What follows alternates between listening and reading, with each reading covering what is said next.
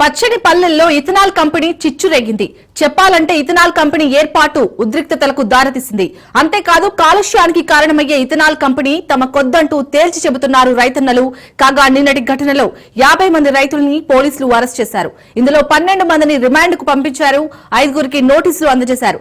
వీరందరినీ మానవపాడు పిఎస్ కు తరలించగా అలంపూర్ ఎమ్మెల్యే విజయుడు పిఎస్ కు వెళ్లి రైతులను పరామర్శించారు.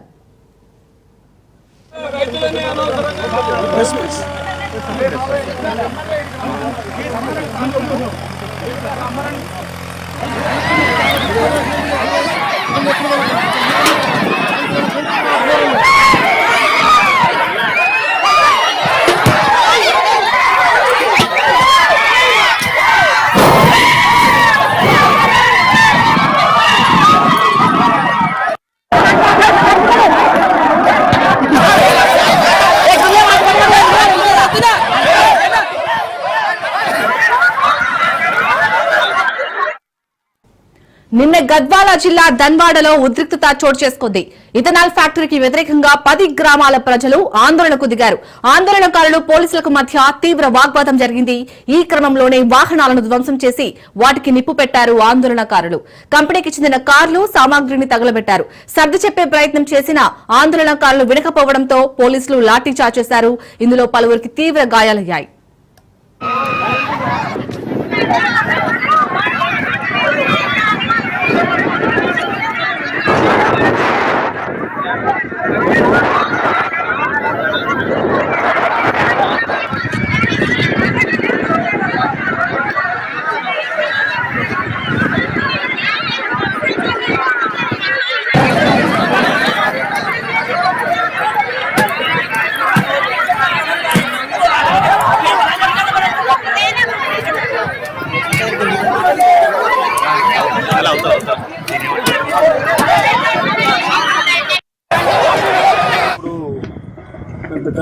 పోదామనుకునే స్థానంలో ఈ పెద్ద రైతులని ఈ పోలీసు వాళ్ళు ఒక 50 మంది రైతులని అనవసరంగా తీసుకొచ్చి ఈరోజు వాళ్ళ లారీలో జీపీలో ఒక ఖైదీలాగా బంధించారు.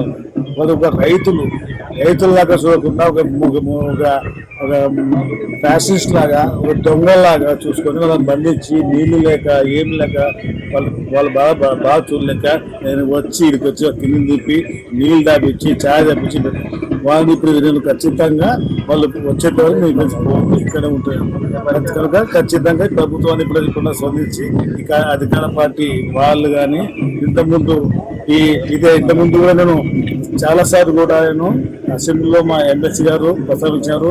నేను ఈ ముఖ్యమంత్రి గారు కూడాను మా తాలూకా ప్రజలు మా తాలూకాలో రాజోలు మండలము 12 గ్రామాల రైతులు నష్టపోతున్నారు.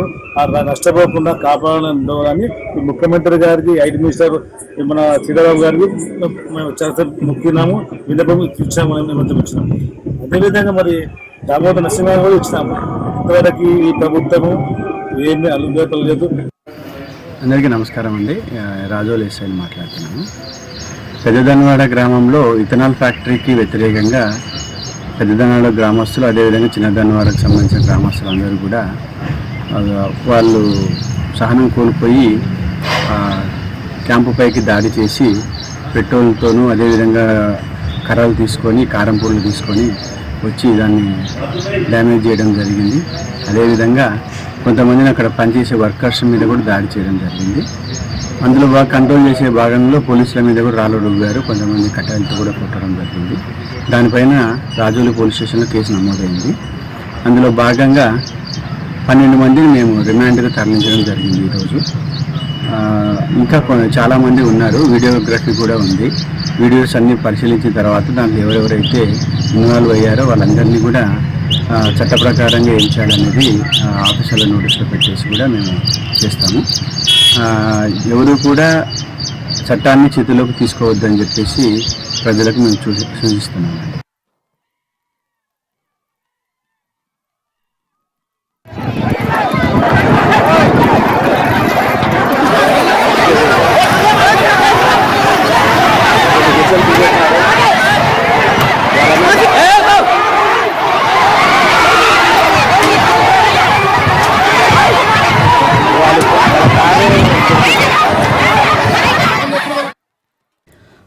నిన్నటి పల్లెల్లో ఇథనాల్ కంపెనీ చిచ్చురేగింది. చెప్పాలంటే ఇథనాల్ కంపెనీ ఏర్పాటు ఉద్రిక్తతలకు దారితీసింది. అంతేకాదు కాలుష్యానికి కారణమయ్యే ఇథనాల్ కంపెనీ తమ కొద్దంటూ తేల్చి చెబుతున్నారు రైతన్నలు. కాగా నిన్నటి ఘటనలో 50 మంది రైతుల్ని పోలీసులు అరెస్ట్ చేశారు. ఇందులో 12 మందిని రిమాండ్ కు పంపించారు. 5గురికి నోటీసులు అందజేశారు. వీరందరినీ మానవపాడు పిఎస్ కు తరలించగా అలంపూర్ ఎమ్మెల్యే విజయుడు పిఎస్ కి వెళ్లి రైతులను పరామర్శించారు.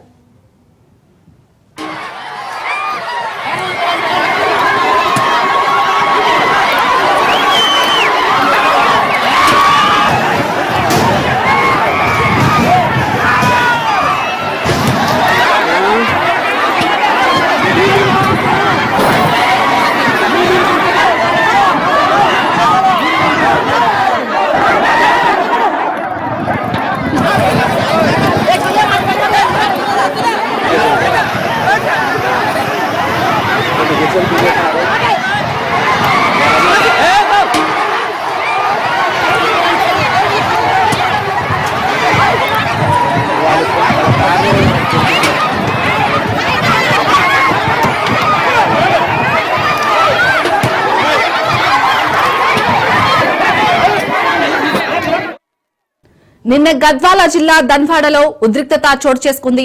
ఇథనాల్ ఫ్యాక్టరీకి వ్యతిరేకంగా 10 గ్రామాల ప్రజలు ఆందోళనకు దిగారు.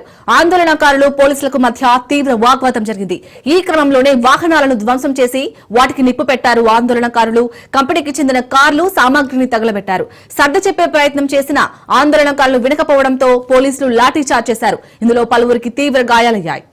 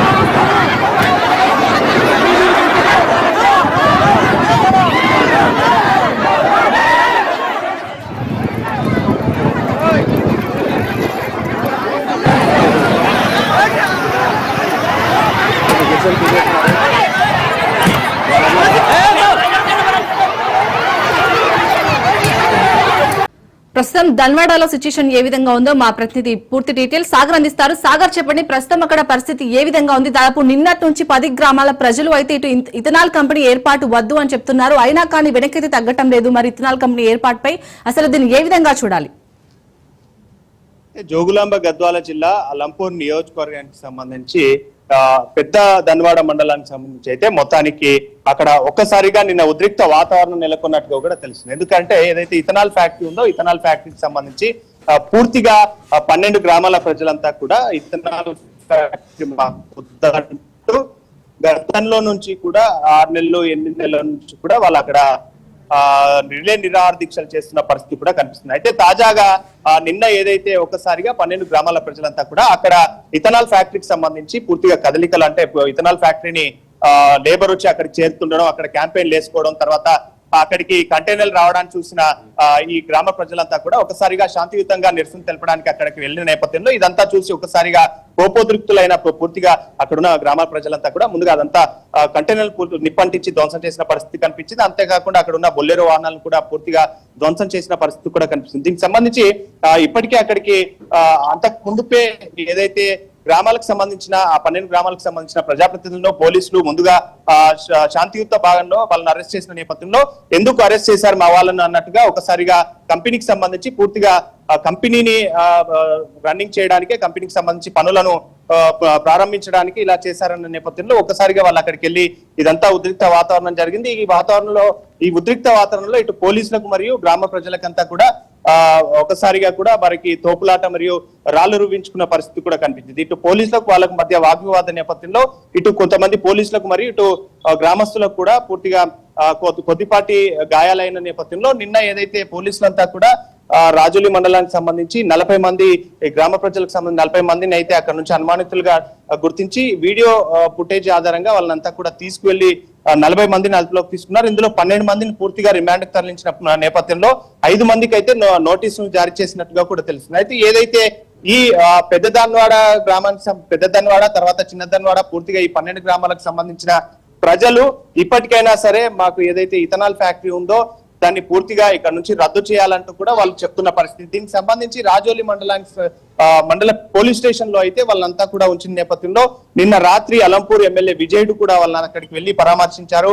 ఎందుకు రైతులను ఈ విధంగా ఇబ్బంది పెడుతున్నారు, అక్కడ ఇథనాల్ ఫ్యాక్టరీ వద్దంటూ కూడా ఆయన మద్దతుగా ఇటు గ్రామ ప్రజలకు మద్దతుగా కూడా నిలిచిన పరిస్థితి కూడా కనిపించింది. మొత్తానికి అయితే కూడా ఈ ఇథనాల్ ఫ్యాక్టరీ వద్దు, ఇథనాల్ ఫ్యాక్టరీ వల్ల కూడా ఈ 12 గ్రామాల ప్రజలకు సంబంధించి ఇటు విషపూరితమైన రోగాలు కానీ మిగతా ఏదైతే భూములకు సంబంధించి పంటని భూములంతా కూడా పూర్తిగా ఈ విషయం ద్వారా పంటలు పండవన్న నేపథ్యంలో ఇక్కడ నుంచి పూర్తిగా తరలించాలి, ఒకవేళ తరలించకపోతే మేము ఎంతటికైనా తెగిస్తామంటూ కూడా గ్రామ ప్రజలు చెప్తున్నారు. ఇప్పటికే పోలీసులు అయితే మిగతా నిందితుల కోసం గాలింపు చర్యలు అయితే కొనసాగిస్తున్నారు. వీడియోగ్రఫీ ఆధారంతో వాళ్ళంతా కూడా గ్రామాల్లో పూర్తిగా పహారా కాస్తున్నారు. ఏదైతే పూర్తిగా పెద్దదన్వాడ దగ్గర ఉన్న పెద్దదన్వాడ శివార్లో ఉన్న ఇథనాల్ ఫ్యాక్టరీ వద్ద పూర్తిగా అదంతా 144 సెక్షన్ నడుస్తుంది. అదంతా పోలీసుల పారిలోనే ఉంది. ఎందుకంటే గ్రామ ప్రజలు ఇటు ఎవరు రాకుండా కూడా అదంతా కూడా 144 సెక్షన్ నడుస్తుంది. ఇప్పటికైతే ప్రస్తుతానికి అక్కడ పరిస్థితి అయితే ప్రశాంత వాతావరణమే కనిపిస్తుంది. ఎందుకంటే ఇటు కంపెనీకి సంబంధించి యాజమాన్యం కానీ ఇటు గ్రామ ప్రజలు ఎవరు కూడా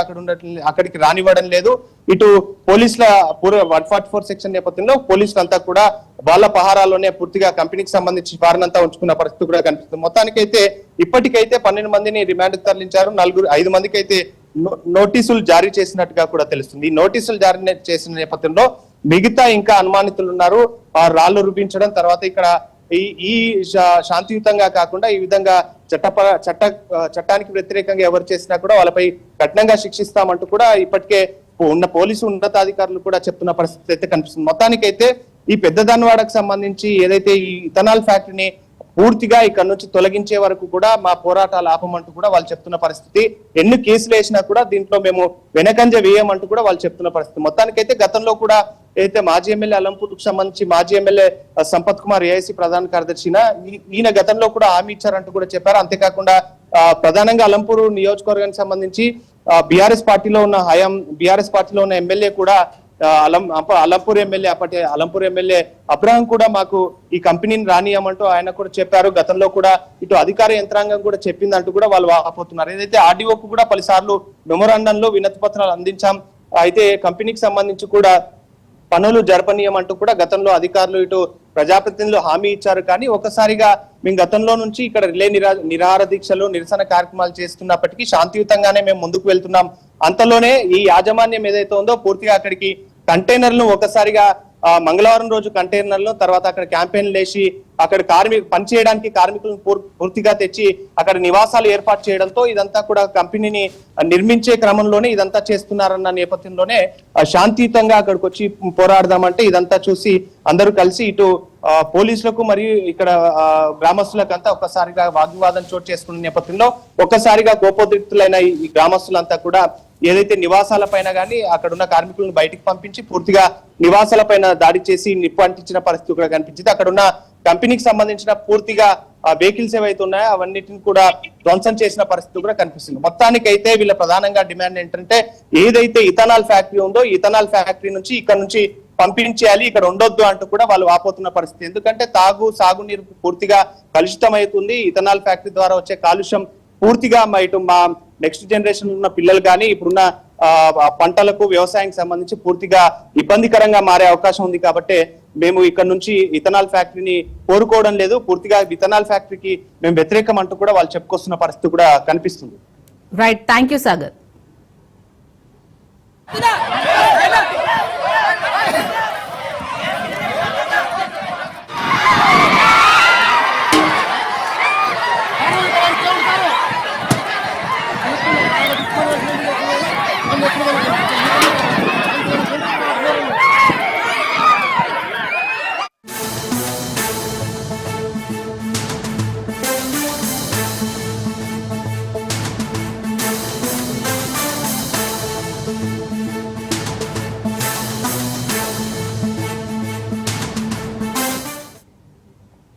ఫోన్ ట్యాపింగ్ కేసులో కీలక పరిణామం చోటు చేసుకుంది.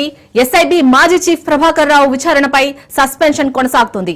వాస్తవానికి ఇవాళ విచారణకు హాజరు కావాల్సి ఉంది ప్రభాకర్ రావు. అయితే ప్రభాకర్ రావు ఇంకా సింగిల్ ఎంట్రీ పర్మిట్ తీసుకోలేదని అధికారులు చెబుతున్నారు. కాగా 14 నెలలుగా అమెరికాలోనే ఉంటున్నారు ప్రభాకర్ రావు. ఇక 2-3 రోజుల్లో ప్రభాకర్ రావు ఇండియాకు వచ్చే అవకాశం కనిపిస్తుంది. సింగిల్ ఎంట్రీ పర్మిట్ తీసుకుంటే 3 రోజుల్లో విచారణకు హాజరు కావాలంటూ ఇప్పటికే సుప్రీం ఆదేశాలు జారీ చేసింది. ఇక ఫోన్ ట్యాపింగ్ కేసులో ప్రధాన నిందితుడిగా ఉన్నారు ప్రభాకర్ రావు.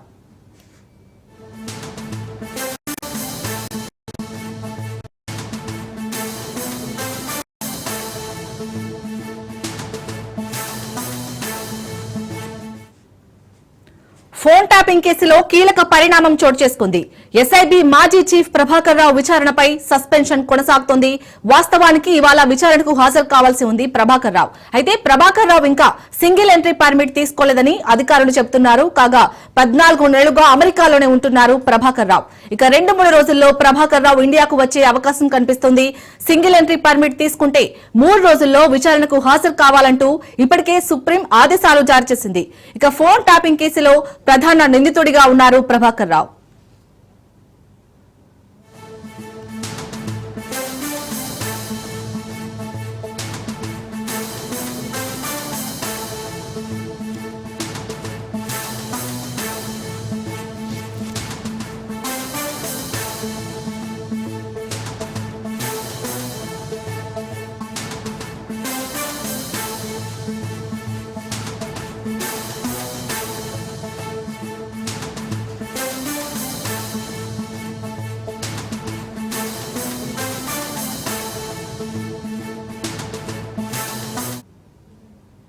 ఇక ఫోన్ ట్యాపింగ్ కేసులో కీలక A1 గా ఉన్న ప్రభాకర్ రావు విచారణకు సంబంధించి పూర్తి డీటెయిల్స్ మా ప్రతినిధి రత్నకుమార్ అందిస్తారు. రత్నకుమార్, మనం ఫస్ట్ నుంచి చూస్తున్నాం ఈ కేసులో ప్రభాకర్ రావు అనే వ్యక్తి అసలు విచారణకి హాజరు కావాల్సింది. అసలు ఇండియాకి ఎప్పుడు వచ్చే ఛాన్స్ ఉంది? అప్డేట్స్ ఏంటి దీనికి సంబంధించి? ఇప్పటికే ఎస్ఐబి మాజీ చీఫ్ ప్రభాకర్ రావు ఈ కేసులో A1 గా ఉన్నాడు. ఆ ఫోన్ ట్యాపింగ్ కేసుకు సంబంధించి ఆయన్ను విచారించాల్సినటువంటి అవసరం ఉంది దర్యాప్తు బృందం. మొదటి నుంచి దాదాపు 14 నెలల క్రితం కేసు నమోదైతే ఇప్పటి వరకు ఆయన ఇండియాకు రాలేదు, దర్యాప్తు అధికారులకు సహకరించలేదు. తను ఇక్కడికి రాకుండా బెయిల్ పిటిషన్లు వేసి కోర్టులలో తనకు బెయిల్ కావాలి అని అంటూ కూడా తెలియజేసినటువంటి పరిస్థితుల నేపథ్యంలోనే కోర్టులు సైతం ఆయన యొక్క బెయిల్ పిటిషన్లను కొట్టేశాయి. ఖచ్చితంగా దర్యాప్తు అధికారులకు సహకరించాలనేటువంటి విషయాన్ని తెలియజేశారు. ఈ క్రమంలోనే రీసెంట్ గా ఆయన ఇంటికి నోటీసులు కూడా ఇవ్వడం జరిగింది. నోటీసులు అంటించి 20వ తేదీ వరకు, అంటే జూన్ 20వ తేదీ వరకు కూడా విచారణకు హాజరు కావాలి, విచారణకు హాజరు కాకపోతే ఖచ్చితంగా దర్యాప్తులో మాత్రం ముందుకు వెళ్తామన్నటువంటి విషయాన్ని కూడా ఖరాఖండిగా చెప్పడం జరిగింది. అందులో భాగంగానే గత కొన్ని రోజుల క్రితమే ప్రభాకర్ రావు దర్యాప్తు బృందానికి ఒక లేఖను కూడా రాశారు. తన ఎటువంటి క్రమశిక్షణ పరమైనటువంటి చర్యలు తీసుకోకుండా ఉంటే ఖచ్చితంగా విచారణకు సహకరిస్తాను, ఆ రకంగా తనకు అనుమతి ఇవ్వాలి అనేది కోర్టు ఎదుట ప్రభాకర్ రావు విన్నవించుకున్నాడు. ఇక కోర్టులు సైతం దర్యాప్తు బృందాలకు కొన్ని ఆదేశాలను జారీ చేశాయి. ఆదేశాలను జారీ చేస్తూ తనను ఖచ్చితంగా విచారించండి, కానీ అరెస్టు చేయడం కావచ్చు, లేకపోతే ఏ ఇతర పరమైనటువంటి ఇబ్బందులు అనేవి కలగకుండా చూడండి. అనారోగ్య పరిస్థితుల కారణంగా తను కొంత అప్పీల్ చేసుకుని ఉన్నాడు కాబట్టి ఆ రకమైనటువంటి ఆదేశాలు అనేవి కోర్టుల నుంచి దర్యాప్తు బృందానికి వెళ్ళాయి. ఈ క్రమంలోనే రీసెంట్ గా ఒక నోటీసును కూడా ఇచ్చిన తర్వాత ప్రభాకర్ రావు జూన్ 5వ తేదీన తాను ఇండియాకి వచ్చి దర్యాప్తు బృందానికి సహకరిస్తాను, విచారణలో పాల్గొంటాను ఫోన్ ట్యాపింగ్ కేసులో అన్న విషయాన్ని తెలియజేశాడు. అయితే వాస్తవానికి ఆయన తెలియజేసినటువంటి విషయం ప్రకారం ఇవాళ ఫోన్ ట్యాపింగ్ కేసులో విచారణకు హాజరు కావాల్సి ఉంది. కానీ ఇప్పటి వరకు ఎప్పుడైతే తన మీద కేసు నమోదైందో, కేసు నమోదైన తర్వాత ఆయనకు సంబంధించినటువంటి పాస్పోర్ట్లు మొత్తాన్ని కూడా క్యాన్సిల్ చేశారు. పాస్పోర్ట్లు క్యాన్సిల్ చేసిన తర్వాత ఇప్పుడు ప్రజెంట్ ఇండియాకు వచ్చి దర్యాప్తులో పాల్గొనాలంటే ఆయన వన్ టైం ఎంట్రీ పర్మిషన్ అనేది తీసుకోవాల్సి ఉంటుంది దర్యాప్తు బృందం నుంచి. కానీ ఇప్పటి వరకు వన్ టైం ఎంట్రీ పర్మిషన్ అనేది దర్యాప్తు బృందం నుంచి ప్రభాకర్ రావు తీసుకోలేదు. ఒకవేళ ఈ వన్ టైం ఎంట్రీ పర్మిషన్ అనేది తీసుకుని ఉంటే తీసుకున్నటువంటి 3 రోజుల్లోనే విచారణకు హాజరు కావాల్సి ఉంటుంది, ఇండియా రావాల్సి ఉంటుంది. కానీ ఇప్పటి వరకు ఆయన ఎటువంటి పర్మిషన్స్ అనేవి దర్యాప్తు అధికారుల నుంచి తీసుకోకపోవడంతో మరి ఆయన విచారణకు వస్తాడా రాడా అనేటువంటి ఒక సస్పెన్స్ అనేది కొనసాగింది. మనకు అందుతున్నటువంటి సమాచారాన్ని బట్టి మరొక 2-3 రోజుల్లోనే ప్రభాకర్ రావు ఇండియాకు వచ్చినటువంటి అవకాశాలు ఉన్నాయని తెలుస్తోంది. మరి దర్యాప్తు బృందం మాత్రం ఇప్పటి వరకు తమ దగ్గర నుంచి ఆయన విచారణకు హాజరు కావబోతున్నటువంటి విషయంలో వన్ టైం ఎంట్రీ పర్మిషన్ కు సంబంధించి ఏమాత్రం తను పిటిషన్ దాఖలు చేయడం కానీ ఆ పర్మిషన్ తీసుకోవడం కానీ ఇటువంటి విషయాలు ఏవి జరగలేదు అనేది దర్యాప్తు బృందం తెలియజేసినటువంటి మాట. సో మరి ఇప్పుడు ప్రభాకర్ రావు ఈ పర్మిషన్ తీసుకొని విచారణకు హాజరవుతాడా లేదా అనేది ఒక సందిగ్ధత అలాగే నెలకొని ఉండగా మరొక 2-3 రోజుల్లోనే ఆయన ఈ యొక్క పర్మిషన్ తీసుకొని వచ్చి విచారణకు సహకరించబోతున్నాడు అనేటువంటి సమాచారం కూడా అందుతోంది. ఎందుకంటే ఇప్పటికే కోర్టులు చాలా స్పష్టంగా తెలియజేశాయి కాబట్టి జూన్ 20వ తేదీలోగా విచారణకు సహకరించాలి. విచారణకు సహకరించకపోతే, విచారణలో పాల్గొనకపోతే మాత్రం చట్టపరమైనటువంటి చర్యలు తీసుకోవడంతో పాటు మరోవైపు కేసు దర్యాప్తు అనేది ముందుకు వెళ్తుంది, ఎట్టి పరిస్థితుల్లో ఆగదు అనేటువంటి విషయాలన్నీ కూడా తెలియజేసిన నేపథ్యంలోనే ఆయన ఖచ్చితంగా ఈ 2-3 రోజుల్లో వచ్చి విచారణలో పాల్గొంటాడు అని మాత్రం సమాచారం అయితే అందుతోంది. Right, thank you Ratnakumar.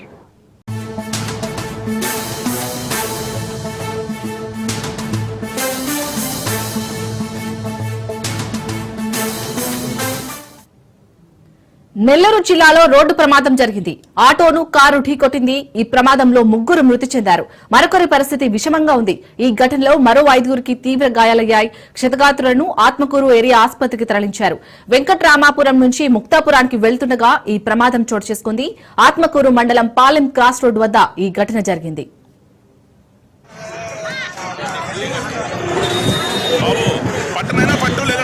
Phone మాట్లాడు బాబు.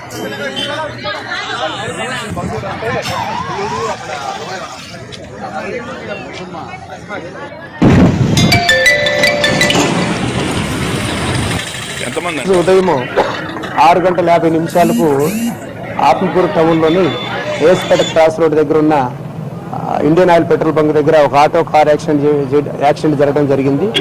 వీళ్ళందరూ కూడా ఈ కారు మరిపాడు నుంచి నెల్లూరు సైడ్ వెళ్తూ ఉన్నారు. అదేవిధంగా వెంకట్రావుపల్లికి సంబంధించినటువంటి దగ్గుమాటి పుల్లారెడ్డి కొంతమంది కూలీలను తీసుకొని ఏఎస్పేటలో పొగాకు గ్రేడింగ్ పని కోసం వెళ్తూ ఉన్నారు. ఈ క్రమంలో వారు ఆంజనేయ స్వామి టెంపుల్ వైపు నుంచి లెఫ్ట్ సైడ్ వస్తూ సడన్ గా ఆ రైట్ సైడ్ తీసుకొని ఏఎస్పేట సైడ్ వెళ్లే క్రమంలో ఈ మరిపాడు వైపు నుంచి వచ్చిన కారు అతివేగంగా దోలి అజాగ్రత్తగా కంట్రోల్ కాక ఈ ఆటోని ఢీకొనడం జరిగింది. ఈ ప్రమాదంలో ఆటో దోలుతున్న దగ్గుమాటి పుల్లారెడ్డి గారు అక్కడే చనిపోయినారు. ఆయన పక్కనున్న అజ్మా చనిపోయినారు. అట్లానే ఇన్మేట్స్ ఎవరైతే ఆటోలో కూర్చున్నారో వాడు 7 మందికి గాయాలైనాయి.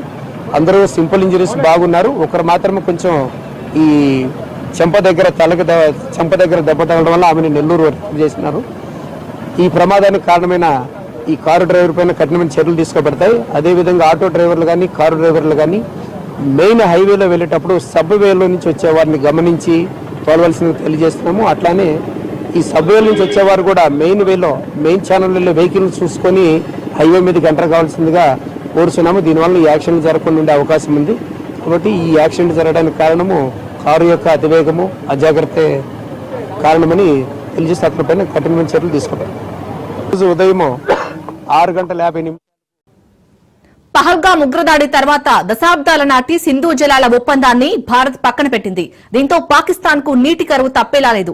ఈ నేపథ్యంలో పాకిస్తాన్ కొత్త వాదనను తెరపైకి తెచ్చింది. అదే చైనా కూడా మీలాగే బ్రహ్మపుత్ర నీటిని నిలిపేస్తే అప్పుడు ఏం జరుగుతుందని ప్రశ్నిస్తోంది.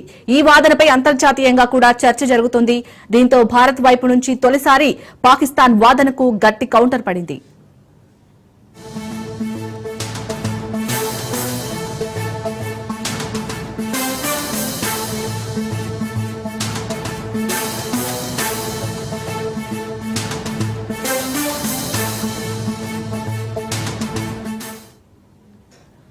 1960 నాటి నీటి ఒప్పందాన్ని కుదుర్చుకోవాలనే నిర్ణయం పాకిస్తాన్ ను ఆందోళనకు గురిచేసింది.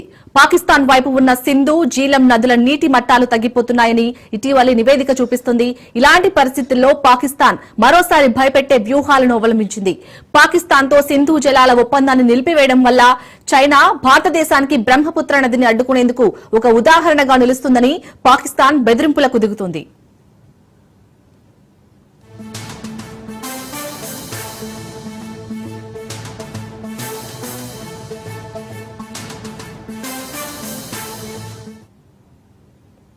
సింధు నదీ జలాల ఒప్పందాన్ని భారత్ నిలిపివేయడం వల్ల తమపై ప్రభావం పడుతుందని, కానీ బ్రహ్మపుత్ర నీటిని చైనా కూడా ఇలాగే నిలిపివేస్తే మీ మీద ప్రభావం పడుతుంది అంటూ పాకిస్తాన్ చేస్తున్న వాదనకు అసోం సీఎం హిమంతా బిశ్వశర్మ గట్టి కౌంటర్ ఇచ్చారు.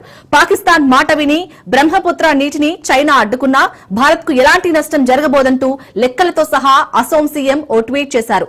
ఇందులో భారత్ పై బ్రహ్మపుత్ర నీటి ప్రభావం ఎంతో తేల్చి చెప్పేశారు.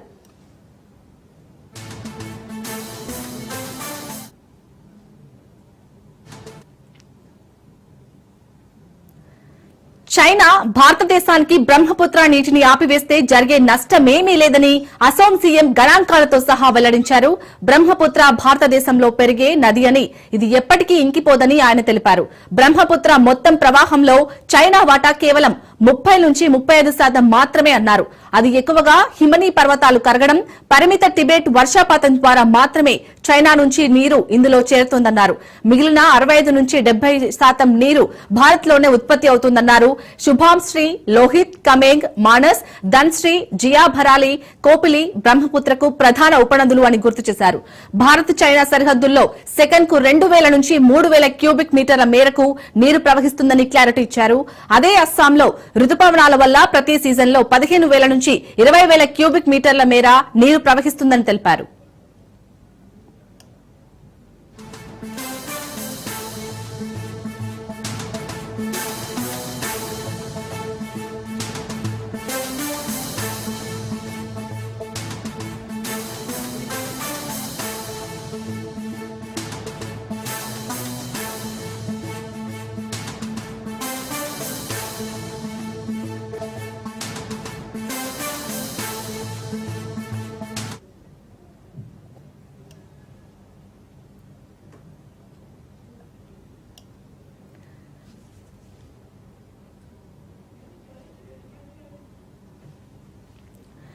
చైనా భారతదేశానికి బ్రహ్మపుత్ర నీటిని ఆపివేస్తే జరిగే నష్టమేమీ లేదని అసోం సీఎం గణాంకాలతో సహా వెల్లడించారు. బ్రహ్మపుత్ర భారతదేశంలో పెరిగే నది అని, ఇది ఎప్పటికీ ఇంకిపోదని ఆయన తెలిపారు. బ్రహ్మపుత్ర మొత్తం ప్రవాహంలో చైనా వాటా కేవలం 30 నుంచి 35% మాత్రమే అన్నారు. అది ఎక్కువగా హిమనీ పర్వతాలు కరగడం, పరిమిత టిబెట్ వర్షపాతం ద్వారా మాత్రమే చైనా నుంచి నీరు ఇందులో చేరుతుందన్నారు. మిగిలిన 65 నుంచి 70% నీరు భారత్ లోనే ఉత్పత్తి అవుతుందన్నారు. శుభాంశ్రీ, లోహిత్, కమేంగ్, మానస్, ధన్శ్రీ, జియా భరాలి, కోపిలి బ్రహ్మపుత్రకు ప్రధాన ఉపనదులు అని గుర్తు చేశారు. భారత్ చైనా సరిహద్దుల్లో సెకన్కు 2000 నుంచి 3000 క్యూబిక్ మీటర్ల మేరకు నీరు ప్రవహిస్తుందని క్లారిటీ ఇచ్చారు. అదే అస్సాంలో రుతుపవనాల వల్ల ప్రతి సీజన్లో 15,000 నుంచి 20,000 క్యూబిక్ మీటర్ల మేర నీరు ప్రవహిస్తుందని తెలిపారు. రైట్, ఇక ఇదే అంశానికి సంబంధించి పూర్తి డీటెయిల్స్ మా ప్రతినిధి సైదులు అందిస్తారు. సైదులు, పాకిస్తాన్ మరోసారి ఒక దుశ్చర్యకి పాల్పడుతుంది అని చెప్పవచ్చు. భారత్ కు సంబంధించినటువంటి సింధు జలాల అంశం ఏదైతే ఉందో అది మరోసారి తెరపైకి తీసుకొచ్చింది. అంటే సింధు జలాలని భారత్ ఆపేసింది కాబట్టి, మరి ఒకవేళ చైనా బ్రహ్మపుత్ర జలాలను ఆపేస్తే భారత్ పరిస్థితి ఏంటి అని పాకిస్తాన్ అంటుంది. సో ఇలాంటి దుశ్చర్యలకు భారత్ ఎప్పుడు కూడా భయపడే ప్రసక్తి లేదని కూడా చెప్తున్నటువంటి పరిస్థితి కనిపిస్తుంది. కాబట్టి దానిలో భాగంగా పాకిస్తాన్ లేవనెత్తినటువంటి అంశం ఏదైతే ఉందో, ముఖ్యంగా ఈ యొక్క బ్రహ్మపుత్ర నీటిని చైనా ఒకవేళ ఆపేస్తే భారత్ కు తీవ్ర నష్టం కలుగుతుందని వ్యాఖ్యానిస్తుంది. కానీ పాకిస్తాన్ చేసినటువంటి వ్యాఖ్యలకి అస్సాం ముఖ్యమంత్రి గట్టి కౌంటర్ ఇచ్చారని కూడా మనం చెప్పవచ్చు. ఎందుకంటే బ్రహ్మపుత్ర నీటి చైనా నీటి వాటం ఓన్లీ 30 నుంచి 35% మాత్రమే. భారత్ కు వచ్చేసి మాత్రం 65 నుంచి 70% భారత్ లోనే నీరు ఉత్పత్తి అవుతుందని చెప్పేసి అస్సాం సీఎం పేర్కొన్నారు. ఎందుకంటే పహల్గామ్ ఉగ్రదాడి తర్వాత దశాబ్దాల నాటి సింధు జలాల ఒప్పందాన్ని భారత్ పక్కన పెట్టింది కాబట్టి పాకిస్తాన్ కు నీటి ఇప్పుడు ప్రస్తుతం కరువు తప్పేలా లేదు. ఎందుకంటే అక్కడ పరిస్థితి చాలా దారుణంగా ఉన్నట్టుగా కూడా పెద్ద ఎత్తున వార్తలు వస్తున్నాయి. కాబట్టి పాకిస్తాన్ కొత్త వాదనను తెరపెట్టించింది. అంటే ఈ వాదన ఏమైనా సక్సెస్ అవుతుందా అని చెప్పేసి దానిలో భాగంగా మనం అనుకోవడమే. ఎందుకంటే చైనా నుంచి భారత్ కు బ్రహ్మపుత్ర నీటికి సంబంధించినటువంటి వాటా ఏదైతే ఉందో ఆ వాటాని పూర్తిగా ఆపేసినా భారత్ పెద్దగా నష్టం ఉండదు. ఎందుకంటే 60 నుంచి 70% వరకు కూడా నీటి ఉత్పత్తి భారత్ లోనే అవుతుంది కాబట్టి పాకిస్తాన్ ఏంటి ఇప్పుడు ఒకవేళ చైనాని ఏమన్నా చైనా పైన ఒత్తిడి తీసుకొచ్చి అంటే ఒత్తిడి చేయడం అంటే కాలబేరానికి తప్ప మరొక చేసేది ఏముండదు. పాకిస్తాన్ ఎప్పుడైనా సరే ఒకవేళ చైనా కాలబేరానికి వచ్చి బ్రహ్మపుత్ర నీటిని భారత్ కు రిలీజ్ చేయకుండా ఆపేయండి అని చెప్పేసి ఒకవేళ చేసినా కూడా పెద్దగా భారత్ కు నష్టం ఉండదని చెప్పేసి కూడా అస్సాం ముఖ్యమంత్రి చెప్తున్నారు కాబట్టి సో పెద్దగా నష్టమేం లేదు. ఎందుకంటే సింధు జలాలని ఎప్పుడైతే మనము పాకిస్తాన్ పహల్గాం దాడి ఏదైతే ఉందో అంటే పాకిస్తాన్ ఉగ్ర స్థావరాల నుంచి పహల్గాం వచ్చి మన పైన దాడులు చేసినప్పుడు అప్పుడు జరిగినటువంటి నష్టం ఏదైతే ఉందో దానిలో భాగంగా మనము వెంటనే సింధు జలాలను కూడా వెంటనే పాకిస్తాన్ కి నిలిపివేశాం. సో అప్పటి నుంచి ఇప్పటి వరకు కూడా పాకిస్తాన్ లో చాలా దుర్భర పరిస్థితి నెలకొందని చెప్పవచ్చు. కరువు తాండవం అక్కడ వచ్చింది, చాలా ఇబ్బందులు పడుతున్నటువంటి పరిస్థితి కనిపిస్తుంది. సో దానిలో భాగంగా రిక్వెస్ట్లు కూడా చేస్తుంది. అంటే ఇతర దేశాల నుంచి మనకి సింధు జలాల అంశం సంబంధించినటువంటి అంశం ఏదైతే ఉందో అది చర్చకు భారత్ కు సంబంధించి రావాలి అని చెప్పేసి కూడా ఒత్తిడి తీసుకొస్తుంది. కానీ మనం ఎక్కడ కూడా తలగొట్టలేదు. ఎందుకంటే పాకిస్తాన్ కి తెలిసి రావాలి. ఎందుకంటే ఇప్పుడు కాదు అనేక సార్లు కూడా ఇలాంటి కవింపు చర్యలకు పాల్పడుతూ ఉంది ఎల్ఓసి ప్రాంతాలలో. ఎందుకంటే పాకిస్తాన్ దుశ్చర్య ఏదైతే ఉందో అది అందరికీ తెలిసిన విషయమే. భారత్ ను టార్గెట్ గా చేసుకుని అనేక సార్లు ఈ యొక్క ఎల్ఓసి ప్రాంతాల్లో దాడులకు పాల్పడింది. పాకిస్తాన్ లో ఉన్నటువంటి ఉగ్ర స్థావరాల నుంచి నేరుగా మన వైపు చొచ్చుకొని వచ్చి కొందరు టెర్రరిస్టులు పహల్గాంలో కూడా ఈ మధ్య కాలంలో చూసాం మనం. అక్కడ కూడా కాల్పులకు తెగబడ్డారు, 26 మందిని పట్టణ పెట్టుకున్నారు. సో కాబట్టి ఎట్టి పరిస్థితుల్లో కూడా ఈ సింధు జలాలను మాత్రం పాకిస్తాన్ కి వదిలే పెట్టే ప్రసక్తి లేదని చెప్పేసి కూడా భారత్ తెగేసి చెప్తుంది. కాబట్టి ఇప్పుడు అక్కడ పరిస్థితి చాలా దుర్భర పరిస్థితి నెలకొంది. దానిలో భాగంగా కొత్త అంశాన్ని తెరపైకి తెచ్చింది. చైనా నుంచి బ్రహ్మపుత్ర నది నీటి భారత్ కు వస్తాయి కాబట్టి సో అది మొదటిగా మనకి అస్సాంలో ఎంటర్ అవుతుంది కాబట్టి దానిలో భాగంగా ఒకవేళ ఆపిస్తే భారత్ పరిస్థితి ఏంటి అనేది దానివల్ల పెద్ద నష్టం ఉండదని చెప్పేసి కూడా చెప్తున్నటువంటి పరిస్థితి కనిపిస్తుంది. ఎందుకంటే 60 నుంచి 70% భారత్ లోనే ఉత్పత్తి అవుతుంది కాబట్టి శుభాంశ్రీ, లోహిత్, సమేంగ్, మానస్, ధన్శ్రీ, జియా భరాలి, కోపిలి బ్రహ్మపుత్రకు ప్రధాన ఉపనదులు అని చెప్పేసి కూడా మనం గుర్తు చేస్తున్నాం. ఎందుకంటే వీటి ద్వారా కూడా మనకి చాలా నీటి అవసరాలు భారత్ కు తీరుతాయి కాబట్టి సో అవన్నీ కూడా బ్రహ్మపుత్రకు ఉపనదులు కాబట్టి పెద్ద నష్టం మాకు ఉండదని చెప్పేసి కూడా చెప్తున్నాం. ఎందుకంటే భారత్ చైనా సరిహద్దులో సెకండ్ కు 1000 నుంచి 3000 క్యూబిక్ మీటర్ల కూడా నీరు ప్రవహిస్తుందని చెప్పేసి మనం క్లారిటీ ఇచ్చాం. అదే అస్సాంలో ఋతుపవనాల వల్ల ప్రతి సీజన్ లో కూడా 15,000 నుంచి 20,000 క్యూబిక్ మీటర్ల మేర నీరు ప్రవహిస్తుందని చెప్పేసి కూడా చాలా స్పష్టం చేశాం. కాబట్టి సో ఎట్టి పరిస్థితుల్లో కూడా ఈ యొక్క పాకిస్తాన్ దుశ్చర్య ఏదైతే ఉందో దానికి అస్సాం సీఎం హేమంత్ బిశ్వ శర్మ గట్టి కౌంటర్ ఇచ్చారు. పాకిస్తాన్ మాట ఇన్ని బ్రహ్మపుత్ర నీటిని చైనా అడ్డుకున్నా భారత్ కు మాత్రం ఎటువంటి నష్టం కూడా ఉండదని చెప్పేసి లెక్కలతో సహా అస్సాం సీఎం ఓ ట్వీట్ కూడా చేశారు. కాబట్టి పెద్దగా నష్టమేం లేదు. కాబట్టి ఏదేమైనా సరే మనం ఖచ్చితంగా ఒక మాట మాత్రం చెప్పవచ్చు. ఎందుకంటే ఒకవేళ బ్రహ్మపుత్ర నీటిని చైనా ఆపేసినా కూడా పెద్దగా నష్టం ఉండదు. కాబట్టి ఇలాంటి చర్యలకు అంటే పాకిస్తాన్ ఒకరి బుద్ధి అందరికీ తెలిసిన విషయమే. దానిలో భాగంగా చైనాను వాడుకోవాలని చూస్తుంది కాబట్టి పెద్దగా నష్టమే ఉండదని చెప్పేసి కూడా అస్సాం సీఎం ట్వీట్ చేశారు. Right, thank you Saidulu.